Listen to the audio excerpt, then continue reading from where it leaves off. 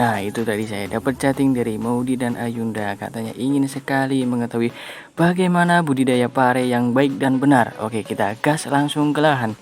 Nah, inilah lahan di daerah saya guys, termasuknya lahan pasir ya, dan tidak tergenang air di saat musim penghujan. Oke, bagaimana sih cara budidaya pare yang baik dan benar? Pertama, kita harus survei lokasi lahan dulu guys. Nah, lahan yang dapat digunakan yaitu dari ketinggian 1 sampai 100 mdpl, dan karakteristik dari pare ini tidak cocok untuk lahan yang tergenang air sangat banyak, alias cocok untuk digunakan pada lahan yang kering. Contohnya seperti ini guys, dan ini tidak cocok ya.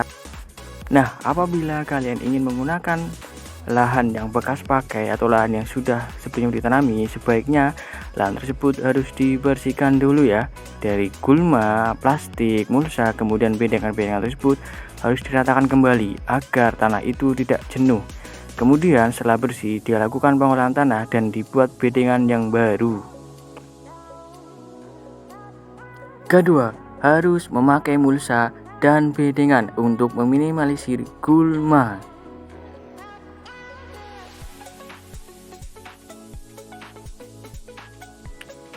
Ketiga, harus dibuat bambu seperti ini ya guys. Nah, bambu ini fungsinya nanti sebagai tempat merambatnya pohon pare itu sendiri. Oke, sekedar info ya guys. Tanaman pare ini dapat hidup dalam pH optimum 5-6. Kemudian suhu optimum 24 derajat sampai 27 derajat. Pare ini sendiri dapat mengandung banyak vitamin A, vitamin C, fosfor, dan zat besi. Keempat, harus menggunakan varietas-varietas yang unggul. Nah, itu banyak tuh di pasaran tuh, tinggal pilih aja guys sesuai kebutuhan. Kelima, penanaman. Nah, penanaman itu ada dua jenis ya guys. Ada yang langsung ditanam di dalam lubang dan ada juga yang disemai dahulu. Dan kebanyakan petani di daerahku itu langsung ditanam di dalam lubang. Biasanya itu diisi 3 atau 2 biji tanaman pare. Kemudian untuk jarak tanaman itu bervariasi ya guys, antara 50 sampai 75 cm.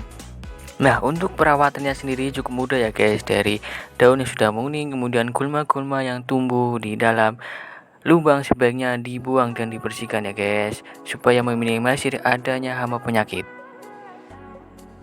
Kemudian di tepi-tepi bedengan juga sebaiknya dibersihkan ya.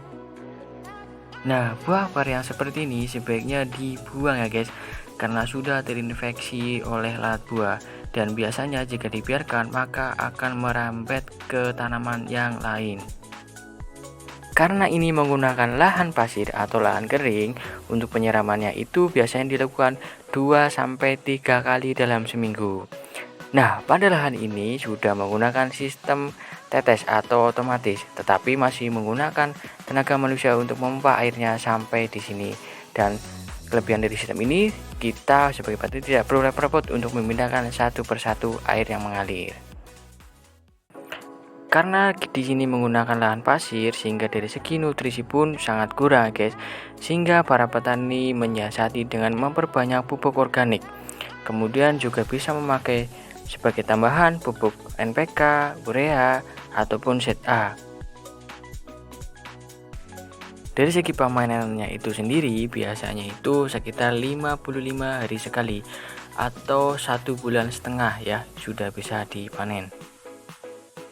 Apabila dalam perawatannya sangat baik, maka pare ini dapat dipanen 6-7 kali. Oke, itulah tadi bagaimana cara budidaya pare yang baik dan benar. See you, dadah.